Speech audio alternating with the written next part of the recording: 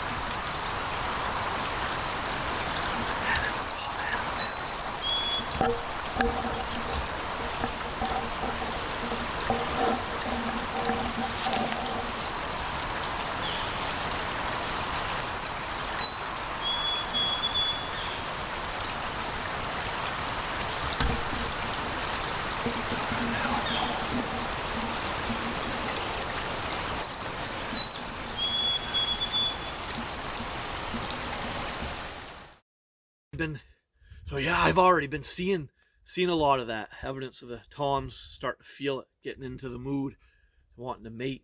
So, but it won't be long from now. Another month from now, here in Maine, the hens here will start becoming receptive, and they'll want to breed and they'll want to nest. In the turkey world, the hens, they know better. They know when they should breed and start going to nest. And right now here in Maine, there's still snow and ice on the ground. This morning, it was in the 20s. It's frozen. The ground was frozen.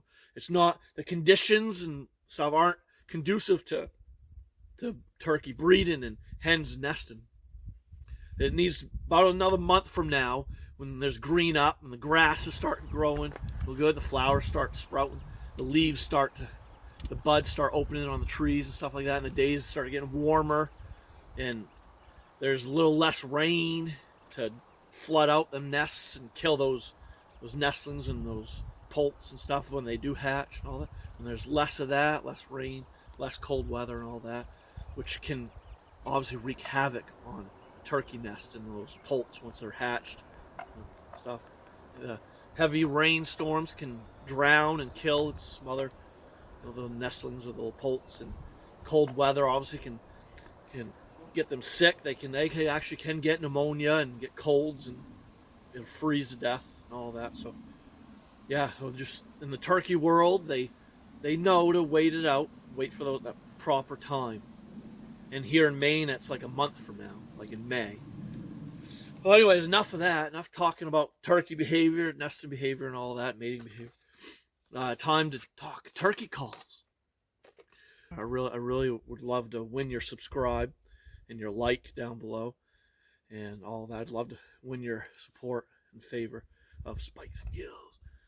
But I have for you guys today the HS STRUT cookie cutter with a tracer lid. That tracer lid here is great for beginners. Anyone just starting out calling a turkey. This little lid here that you can put on this pot call, it's removable. It's great for beginners. It allows you to move your striker in the right size oval, the right amount. It's kind of a little, you got a spot for the cluck, spot for the purr, a spot for a yelping. And that makes it much easier to master that type of call. The yelp and the cluck and the purr. So let's open this puppy and see how she sounds. I never used this call before. I've used pot calls. There are slate calls, pot calls. Use different variations, types, makes, models. So you got a spot for the purr, the cluck, and the yelp. And this little tracer cap comes off. And this tracer lid is made out of rubber. Just slides right off. Real simple. So you don't have to use the tracer lid if you already are, if you're already a good turkey caller, you're confident in your calling abilities, you don't need this. But this is great for beginners if you are just starting out calling the turkey. That little tracer lid is perfect for that, for beginners. They're supposed to be. We're going to find out soon enough. So we've got a wooden striker, HS STRUT striker stick. We'll take the little score pad and just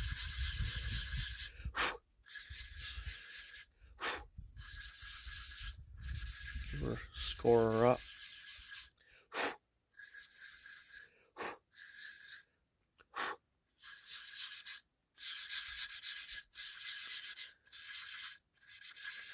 See how she sounds.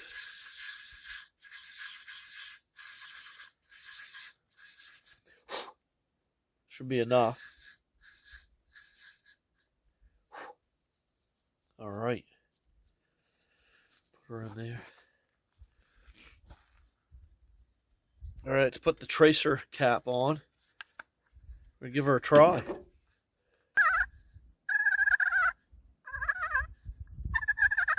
That's the purr. That actually sounds good. The purr from the hen, it's not going to be really loud like this. That doesn't even sound like a purr. You just lightly, you rest your pinky or the side of your hand on the edge of the call, of these pot calls. Just rest it up against the edge of the call. If it's the purr you want, on this striker lid here, you rest the side of your hand to the right, if you're right-handed, to the right of the purr spot on that striker lid, or if you're left-handed, to the left side. And you take the tip of your striker stick here, and you just lightly press down, and lightly, very carefully, just drag it very soft and smoothly across the slate part of the pot call. And it gives you the purr. Good. Now then we got the spot on the tracer lid for the yelp. Turkey can yelp, but it's a little louder and more guttural. And obviously the hen yelp is what everyone tries to master. Just that one call alone will get you turkey every spring. And the 3-note yelp is dynamite. Don't know what it is about that. Just that 3-note yelp. If you watch the hunting public videos, then you know what I'm talking about. If you don't know what the hunting public is, the hunting public on YouTube, you got to go check out their channel and watch their turkey hunting videos, the one call that you've got to master that will help you call in and kill toms each spring is the yelp. If you ever heard of the Hunting Public channel on YouTube, then you probably know what I'm talking about. They don't call too loud. They don't. The only time that the Hunting Public will yelp extremely loud and really make it resonate through the woods is when they're trying to strike a bird, when they're trying to get one to shot gobble in the distance so they can locate where that tom's at, so then they can make their move. All your professional turkey callers, they don't ever call real loud when they're trying to call in a bird to get one to close the distance, especially when it's only like 100 yards out there, not very far away. They're going to call very softly. They're going to be light on that call. On this tracer cap here, you've got the spot for the yelp, the purr, and the cluck. So here on the yelp side, you just, similar thing as I did with the purr, just rest the side of your hand on the edge and bring in the tip of the striker into the yelp zone here and just lightly press down and don't go slow. You do have to move a little fast with it.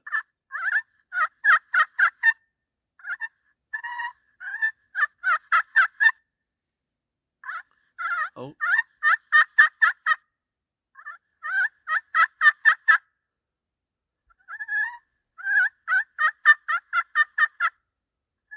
And you can kind of purr a little bit first in the beginning, and then end with a yelp. Make it sound a little more realistic. The hens are gonna do the like 3 to 5 note yelps, in as much as 6, and no more than 6. You want to kind of stop at 6. You want to keep it between 3 and 6 yelps in sequence.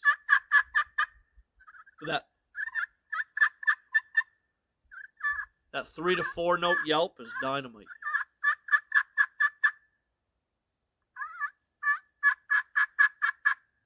I messed up there, but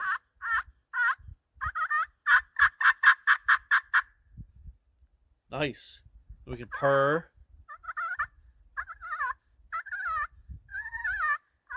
cluck,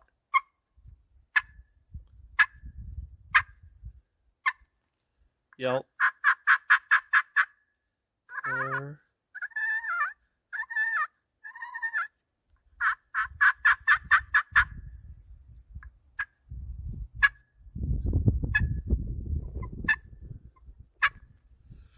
You've got to be really careful with the clucks. You can sometimes make the clucking sound like the putt, that alarm call that the turkey makes, and it's that alarm putt, man. All heads will stretch high. They'll all be on high alert, looking for danger, looking for what it is that turkey spotted that's telling all the others to take off. You know, when you hear that putt, man, it's now or never. If you got the bead on your shotgun on the head of that tom, you want to pull the trigger right then and there, or he's going to be running out of there. So you got to be real careful when clucking. You can make it sound like alarm putts. So you gotta do it very soft and light. Just a putt would sound like this. I'm pressing really firmly with my striker and sliding it really tight. I'm holding real firm to the top of that slate and pushing down really hard and tight. And that makes that alarm putt. So that's your putt. Now a lot of times when watching turkey hunting videos like from the Hunting Public or Bone Collector or the Maine Hunt guys or anything like that, them guys that are really good at turkey calling, a lot of times to get the tom to stretch his head real tight, to get him to break strut, to stretch that head real high, they might putt. They might do just that. That's going to get them to close that fan down, get out of strut, stretch that neck up real high, and give them a perfect shot opportunity at their neck and head, so then they don't bury all them beads and pellets from the shot into the body of the bird. And they'll get a better kill shot that way. Then and only then is it okay to maybe putt. Is when you got that Tom in around the decoys, but he's all strutted with his fan telling you, if you don't want to shoot any of tail feathers off, you don't want to bury all your pellets from your shotgun into the breast of that bird, and you want to stretch the neck high before you pull the trigger, then you might want to putt. Do that, and tail's gonna go in, wings are gonna fold in, the neck's gonna stretch real high, and then boom, and you got your Tom. You can make a nice clean kill shot that way. But then and only then is it okay to use the putt. For the most part, you don't want to be trying to cluck and have it sound like this. Oh, what's that? Oh, what Joe see? Yeah.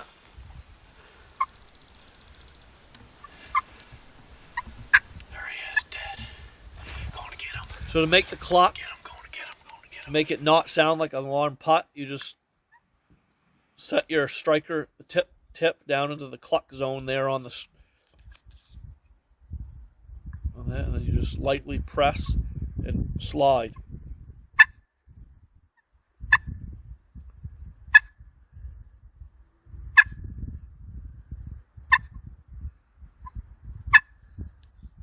Then you can purr.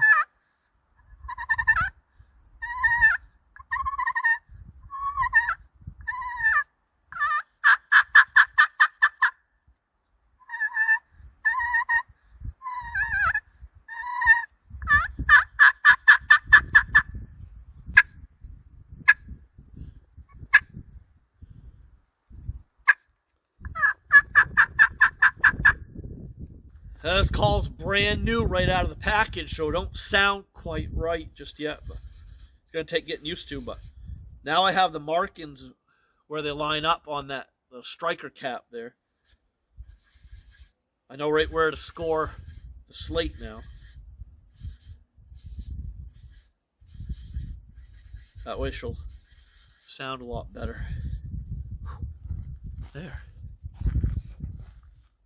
Now we'll put the tracer cap back on, just the way I had it. I do like it. That's pretty neat. Pretty cool. Yeah, I do like this little tracer cap on the cookie cutter by HS Strut. Let's try that yelp.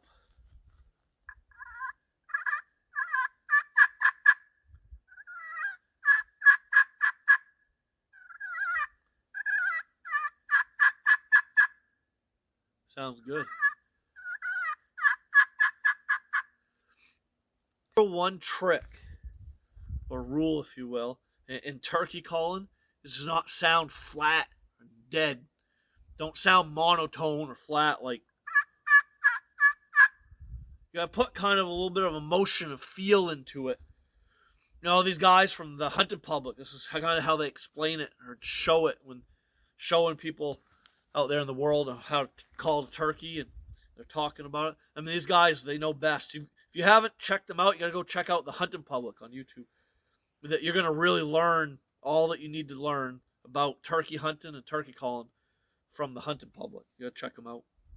But you got to like put some feel and emotion into it. Don't sound flat and dead like this. You got to kind of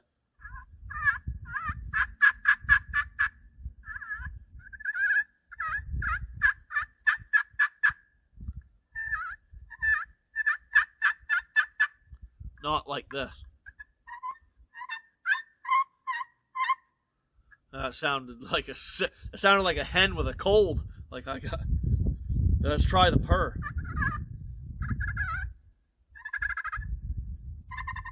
That sounds better after I scored the slate.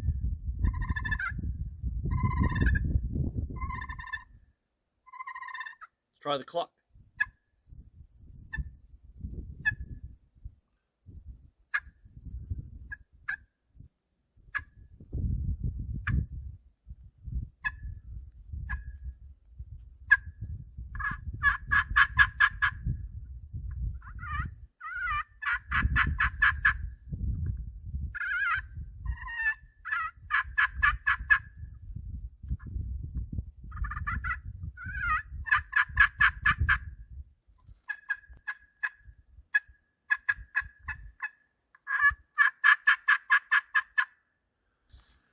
Yeah, so if I'm trying to get that shot gobble a couple hundred yards away, if I'm trying to locate a tom way out, when running and gunning, if you will, or moving along a trail, a tote road, I might yelp real loud just to get one to strike off. And then I'll make my move in real close, get set up, settle in, then it'll just be all soft calls. I may just do the 3-note yelp. 3 or 4-note yelp with a little purring. And then, you know, if you're close enough, if you move in close enough to that tom, he's going to hear that lighter calling, and he'll gobble back to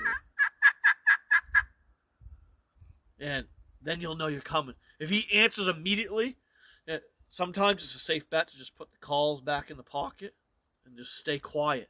Let him come look for you, especially if you're in the woods, in a wooded setting. You don't need no decoy or anything like that.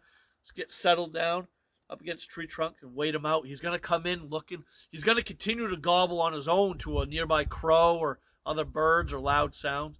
Or he may just strike off and gobble and just hopes to get a response from that hen. But if he doesn't hear that hen call back, he's going to freak out, worry that the hen's taken off, moving far away. He's going to move in closer and continue to gobble on his own in hopes to stop the hen and get the hen coming his way.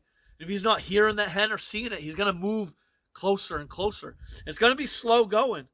You've got to remain patient and just go on good faith. You're going to every now and then hear him gobble, and then you'll know he's getting closer. And you'll know he's still interested in your spot, your location. He's looking for that hen, listening for that hen. But if you go calling back to his gobble, and he actually moved closer to you, and he gobbles, and then you go call back, he's going to stay put. He's going to just keep strutting and puffing and drumming out there to 50, 80 yards or whatever. He's going to be far away. He's going to assume that you're going to him. He's going to assume that hen that you're imitating is coming to him, so he's going to just stand his ground. But if you don't answer back to him, he's going to assume that hen's further away than he'd like to be. He's going to assume that hen's walking away. He's not going to like that. He's going to keep coming a little closer and inching his way closer to you, and then it's going to give you that shot opportunity. You just got to be patient. Patience wins all. Always remember that.